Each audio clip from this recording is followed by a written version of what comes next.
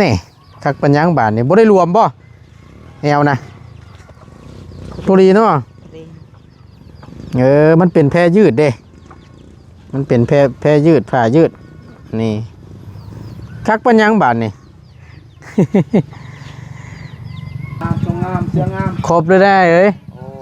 ยกชุดในเพิ่นเท่าไรก็จังว่านะเอาในเมื่อได้เสื้อผ้างามๆใหม่ๆงามๆแล้วก็บ่ได้ให้อยู่ชื่อได้บาดนี้เด้อกิ้งไก่มันจังบ่นักอยู่บ่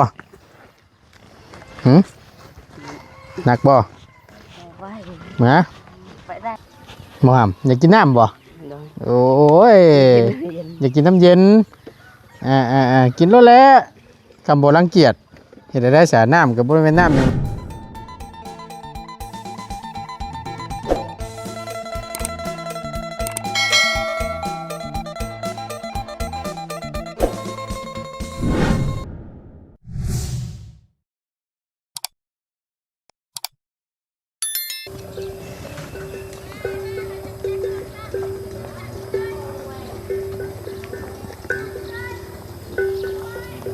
ฮั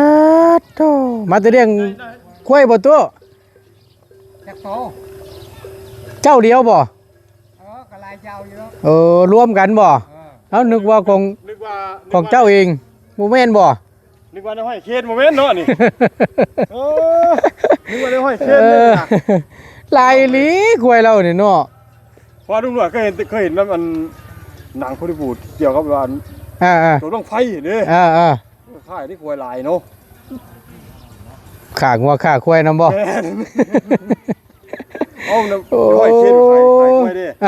ต้องไฟมาปุ่นเด้เนาะลุงนี่เบิ่งเจ้าเบิ่งแม่เบิ่งภาพแล้วแม่สิว่าแล้วก็ณปัจจุบันนี่หายากแทบสิบ่ค่อยได้อยากเห็นว่าซั่นซะเนาะลุงเนาะเรื่องควายนี่บ้านเฮานี่เจ้าหามึงมั้ยแทบสิบ้านนั้นแทบสิบ่เห็นเลยบ้านเฮานี่บ้านใหญ่ที่ว่าเขตเมืองใหญ่บ้านใหญ่ที่สุดเมืองในเมืองจำพรก็ว่าได้อีหลีสุดอีหลีเมืองอุทุมพรเนาะอุทุมพรโดยแต่ก็เป็นบ้านใหญ่เกือบพันหลังคาเนาะโอ้ยพันกว่าได้ลุงเอ้ยพันกว่าแล้วมีควายอยู่หูจักตัวตอนนั้นเพิ่นที่ว่าเพิ่นต้องไปกวดยังไปกวดว่ากวดพญาติบ่ไว้ต้องกวดบังคับแต่ละครอบครัวเด้เพิ่นอย่างมีอย่างแน่เพิ่นระบุว่าควายมีอยู่40ตัวซ้ำน่ะบ่เท่าน่ะโอ้ยงัวหูจักตัว 3,000 กว่าแต่ว่าน้องงัวนี่มันก็คือว่าอะไรพี่น้องมันสิหลายกว่าอยู่ตะกี้ว่าซั่นซะณปัจจุบันนี้เด้ซะปัจจุบันนี่น่ะคือใช้เดือน40ตัวบ่โดยขอยันเพิ่นแล้วคำว่าเพราะว่าเพิ่นขาบางบุญใหญ่นี่ก็ได้เติบแล้วเขาสิเบิดกับเบิดใหม่เพราะว่าแต่ว่าควายแพงเด้แม่นที่ว่าถ้าว่าบางคนนี่มีควาย4ถึง5ตัวนี่ซ้ำมีเงินอยู่ 2-3 แสนบาทพุ่นแหละโยอีดีแม่นคือจังซี่พี่น้องเอ้ยเป็นหยังว่าที่ถึงว่ามันค่อยสูญพันธุ์ไปเรื่อยๆแต่ก่อนสมัยแต่ก่อนยอมรับเลยว่าเนาะลูกเนาะโดยสบายดีทำให้ไถนาหรือว่าเฮ็ดให้เฮ็ดนานี่ต้องอาศัยเพิ่นนั่นแหละทำบ่ได้เพิ่นนี่บ่ได้เฮ็ดให้เฮ็ดนาบ่ได้กินข้าวแท้ๆบุญคุณเพิ่นนี่โอ้ยพี่น้องเอ้ยบ่ว่าเว้าดอกเนาะก็บ่มีควายเฮ็ดนานี่บ่ได้แล้วคุณตู้เมื่อกี้นี่ควายหลายเนาะเฮ็ดนาแม่นสบายเปลี่ยนกันเข้าโอ้ยใครมีควายตัวเดียวเนี่ยบ่อยากสิเว้าเลยแม่นดูโตนมันดูโตนเพราะมันแตกเนาะทั้งไถทั้งคาดแต่ละมื้อเพื่อสิแล้วหน้าทงนึงถ่ายค่าอีกเนาะตอนฮุดอีกไถฮุดอีกต่างหากเนาะคือช่วงนี้เนาะลุงเนาะคือช่วงนี้ต้องไถฮุดเพื่อสิแล้วพอแล้วก็ไถล้ำบัดนี่ไถล้ำคาดปาโตถือว่าชุดดีตัวนักทุนนี่คือไทยทุนหญ้าเนาะแน่นนี่แบบสิตัวอย่างให้เบิ่งพี่น้องนี่เนาะว่าชุดเลยแหละผู้ใหญ่เพิ่นเนาะได้กูได้คนได้ทานเพิ่นก็หาที่ว่าเพิ่นเป็นอาวุโสกว่าเฮาเนาะเพิ่นก็ฮู้ดีเนาะสิฮู้ฮู้แล้วพี่น้องเนาะว่านี่ก็สำหรับส่วนที่เฮาเกิดทันส่วนนึงเนาะแม่นก็มีคนจำแม่นเฮาก็ยังได้ไทยอยู่เด้อลุงเอ้ยกล้วยไถนายังได้อยู่ได้ทันอยู่ได้ทีมไทยล่ะเอาทีมสิได้วีสิแล้วจะบ่ทีมสิบ่วีได้เอวต้องไปน้ำได้ เดี๋ยวต้องงอก แม่นธรรมชาตินี่มันบ่ได้ บ่ซั่นแหละเอาบ่ถิ่มบ่ถึกช่วงจังหวะมัน หมักไทยนี่แหละ เลี้ยงไทยเด้ มันสิตามตีนเฮา ลุงหนวดเคยมีเปรี้ยวเท่า ถูกอยู่บ่ ถึก บ่ได้ตัวนี้ นัก แต่สาเหตุที่ว่ามันเริ่มลดหน่อยถอยลงนะตอนนี้ก็คือรถ เล่นเข้าถึง รถไถนารถไถเดินตามรถไถเต็กๆเข้านี่แหละเนาะเพิ่นมีแต่ใช้คุ้วยเล็กว่าซั่นซะกูมื้อนี่แล้วมันสะดวกสบายง่ายขึ้นมันก็เริ่มพัฒนาไปเรื่อย บัดจุมีนี่เริ่มพัฒนาขึ้นจากรถอีแตนเต็กๆเนาะ ๆแม่น มาเป็นรถแท็กเตอร์รถไถใหญ่เนาะบาดนี้ แม่นก็ ไปเลย ถือว่าไปเรื่อยๆนะพี่น้องก็ถือว่าพัฒนาขึ้นเรื่อยๆและบัดนี้มันเริ่มสิบ่ค่อยได้เห็นภาพบรรยากาศแบบสิ แม่น หรือว่าควายยามตกแรงมาแล้วก็ไล่เข้าคอกปลงปงปงปลงปงมานี่ ผมมี แทบสิบ่อยากเห็นแล้ว บ้านเฮานี่ อันน่ะ มี ยากพี่น้องเอ้ยเป็นบางบ้านได้ แล้วแต่ละหมู่บ้านแล้วแต่เมืองแล้วแต่แขวงเนาะ แม่นเป็นบางบ้านว่าซั่นซะบางบ้านนี่ก็แทบสิบ่มีเลยนี่ยังพอได้เห็นอยู่พี่น้องพอได้ให้พี่น้องได้เบิ่งได้ชมนํกันเอ้าบ่ว่าหลายอย่าห้างพอดีทั้งบ่ต้นสิ จะไปเดี๋ยวประตูเจ้าบ่เอาบ่ใหม่นี่ ในส่วนนี้ก็ส่วนหนึงได้ลุงเอ้ยสิไปเอาพุ่นมาก่อนนี่พอได้นั่งนี่ โอ้โดน แม่นพูนตัวพูนนะเสียน้องเพิ่นนั่นอันนั้นนะพี่น้องเอ้ยคน เลขปลาขาวปะ พ่อใหญ่ปลาขาวนี่เนาะ พ่อใหญ่ปลาขาวนี่พี่น้องเอ้ยพี่น้องเอ้ยน้อง สวัสดีเด้อ โดยไปลุงไปเบิ่งไปพี่น้องเอ้ยกราบสำบายดีและสวัสดีอีกครั้งหนึงเด้อพี่น้องสำบายดีเบิดสุขสุขคนมาต่อกันบัดนี้หลังจากที่ทางน้องเพิ่นได้เครื่องได้ของหรือว่าได้รางวัลจากผู้ใหญ่ใจดีเนาะก็คือทางพ่อกับแม่เพิ่นที่ทางบ่ตูนได้มอบเครื่องมอบของให้นั่นแหละพี่น้องเอ้ยก็สิให้ทางน้องเพิ่นน้องดำเนาะให้เพิ่นขดไม้คนหยังมาไว้พี่แหละไว้มองนั่งมองพักมองเช่าพี่แหละพอได้นั่งได้หยังกันนะพี่น้องเนาะเดี๋ยวให้น้องเพิ่นไปกึ่งไม้กึ่งตอกซอยกันเนาะได้เครื่องได้ของมาเพิ่นก็ดีใจอย่างใหญ่เด้อเพิ่นก็ได้เป็นครั้งแรกว่าซั่นซะทางบักหำเพิ่นบ่เคยไล่จักเทื่อเนาะไปพี่น้องลองเบิ่งโตพอดีเลยบาดนี้แน่ลงมาพี่มึงดูพอดีบ่หำลงมาพี่โอเคนี่คักปัญญังบาทนี่บ่ได้รวมบ่แอวนะพอดีเนาะมันเป็นแพรยืดเด้มันเป็นแพรยืดผ้ายืดนี่คักปัญญังบาทนี่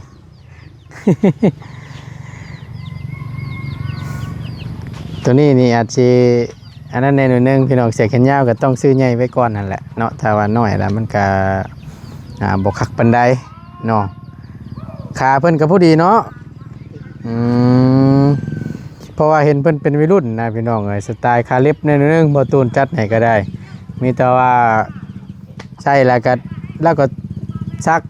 เด้อสวยงามสวยงามเสียงงาม ครบเลยได้เอ้ยยกชุดให้เพิ่นเท่าใดก็จังว่านะเอาในเมื่อได้เสื้อผ้างามๆใหม่ๆงามๆแล้วก็บ่ได้ให้อยู่ซื่อได้บาดนี้เด้อคำยามมันเปื้อนได้ขึ้นไปเปลี่ยนชุดจังละเบาแช่เจ้ากึกไม้ตัวนั้นมาไว้เด้อป้ายก็ยังบ่ได้แก้ได้ลองเบิ่งแล้วว่ะ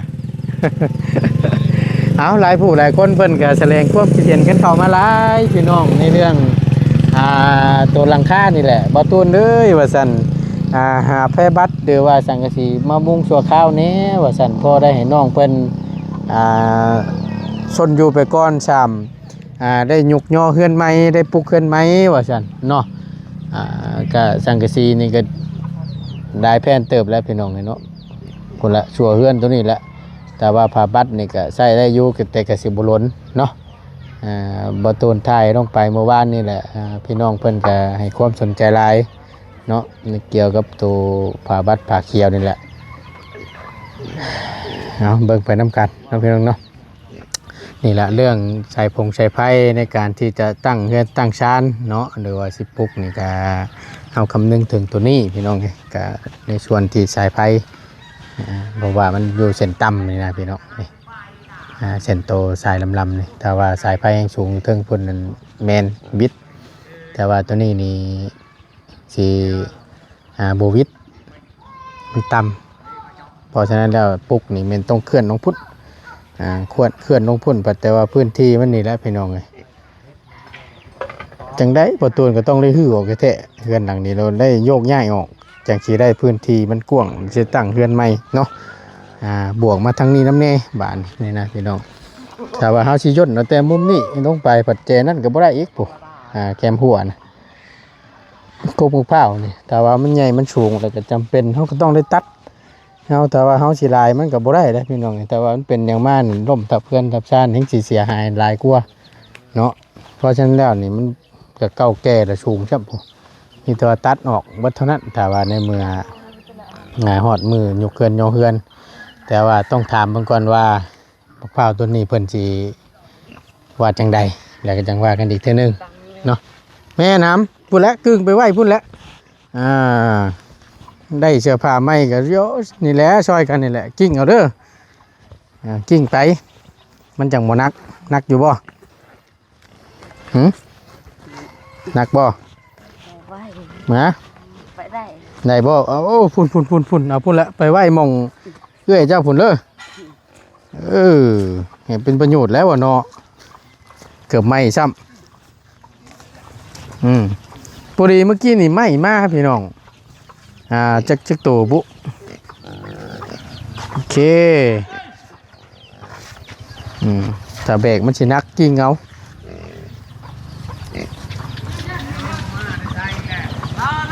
เพิ่นเอามาไม่หาคุณชิปมากินพี่น้องเลย7 ตัวบุมากินนี่แหละถือว่าโอ้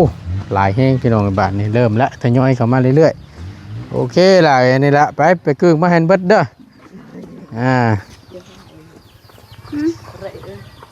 เมื่อยเลยฮะจังน้อยอีกสบายดีเด้อน้องเด้อเห็นยังกินชมโดยอันใดก็เป็นว่ายังอยากกินชมบ่เอากินก้อนใช่เดี๋ยวจะไปค่อยกึ่งมาให้มันมาไหวอยู่นี่แหละไหวนั่งไหวยังนั่นแหละพี่น้องคือจังสินี่เวลานั่งกับมันจังสบายเมื่อยอยากกินน้ำมามอยากกินน้ำบ่โอ้ยอยากกินน้ำเย็นกินแล้วแหละคำโบรังเกียจเห็นได้สาน้ำกับบริเวณน้ำยังล็อกน้ำอันกินกาแฟน้ำก้อนแหละพี่น้องไงมันละลายไปอันขนมาเด้อนี่มันน้องเพิ่นมาเมื่อกี้นี่นะเบิ่งก่อนพี่น้องไง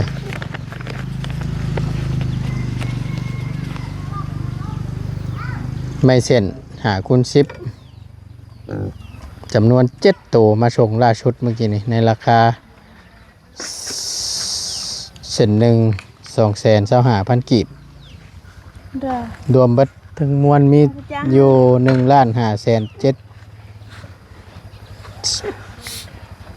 เดี๋ยวจะแอมคือมาแต่ใช้อย่างนี้บันคือมาแต่พุ่นบ่นั่นแหละนุ่มมันกึ่งมาลดทำเลย4 อันปุ๋ยเลยละทั้งระบ้าชื่อให้เมื่อกี้เกงตัวนึงเสือตัวนึงเกือบ2 คู่พอดีเลย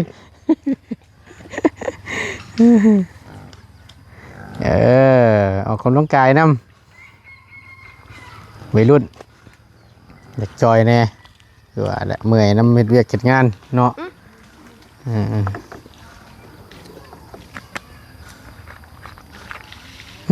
มูเป็นยังง่ายกินเลยใครซื้อให้นะลุงนวด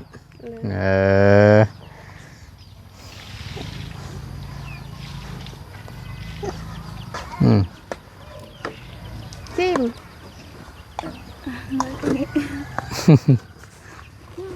รักมีเก็บใช่ไหมฮะ ขากบอกแกนั่นนะโยสั่งเห็ดเถอะที่เขาไปอยู่ในแก๊สนั่นบ่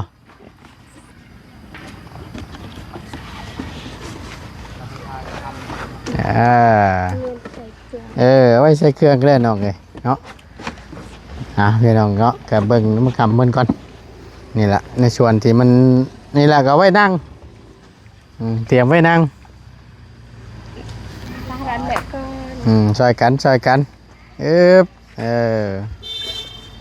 เคยังอีกอันหนึงบ่ฮัมเอาสุดท้ายเด้อบัดนี้เด้อ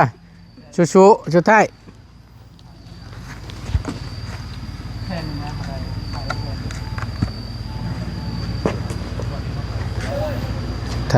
สุดท้าย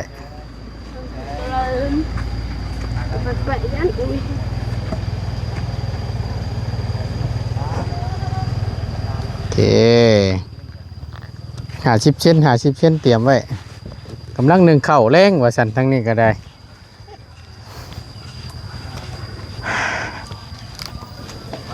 หมอหนึ่งนี่หมอหนึ่งสู่ชีวิตดีๆหมอหนึ่งนี่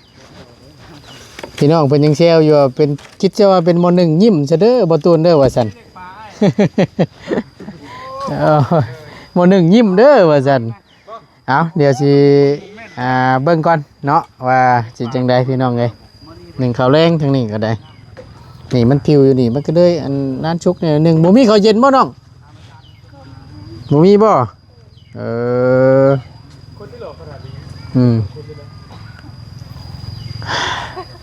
โอ้ยคือเนาะว่าไม่ด้วยฮะเจียงแล้วได้เด้อคนที่หล่อขนาดนี้เป็นของคุณตอบแม่คือ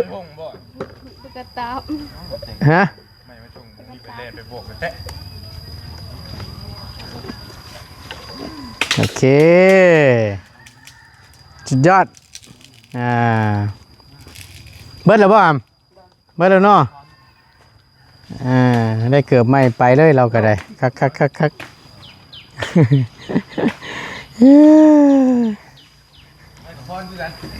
พี่น้องเอ้ยก็ถือว่าให้น้องเพิ่นกึ่งไม้กึ่งตอกมาไว้นั่งติดนั่งหัวนี่แหละเนาะโอเคนี่คักบัญญังบาทนี่เนี่ยเฮ็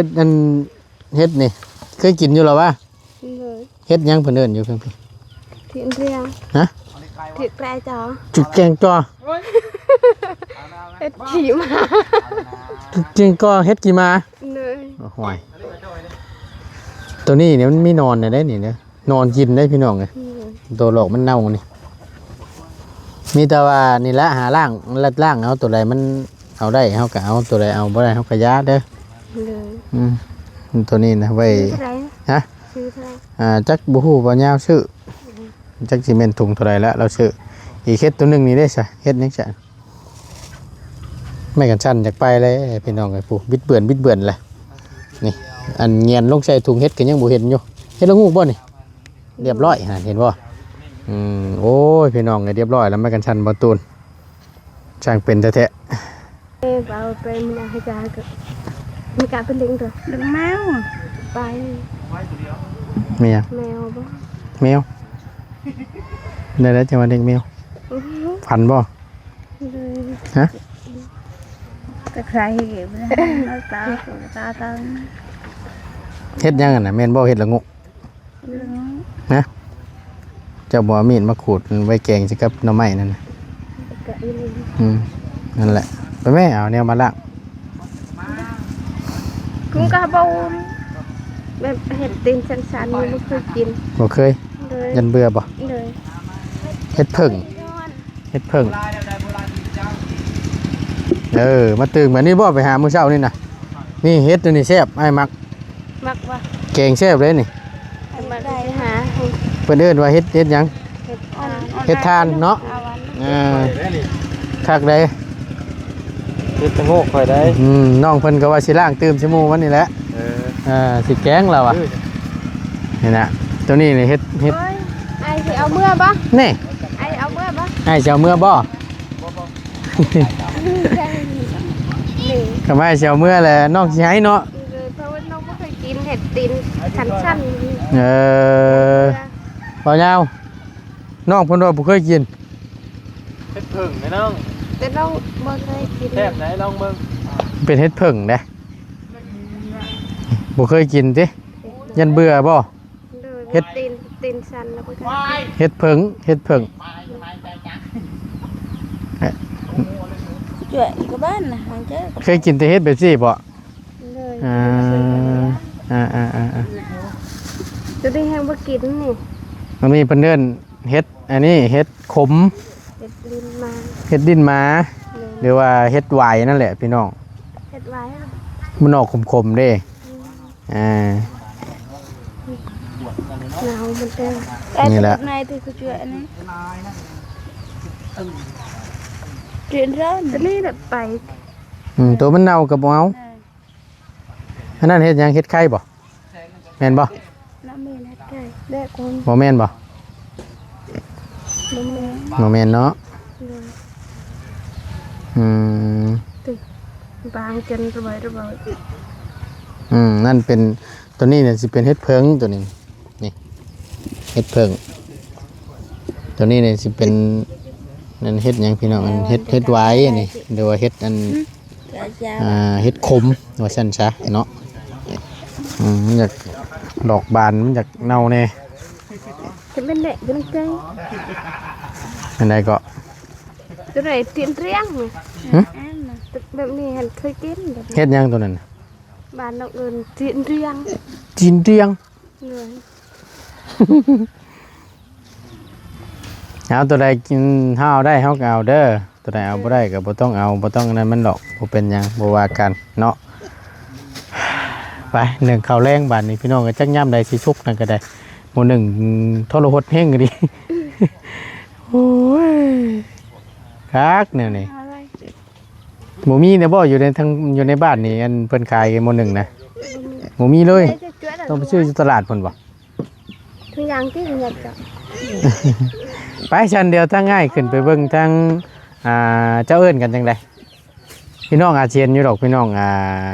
ลูกคนนั้น ลูกพ่อหน้าของน้องพร เลย เนาะอยู่เทิงพุ่นแหละแต่ทางประตูนสิขึ้นไปเยี่ยมยามเบิ่งก่อน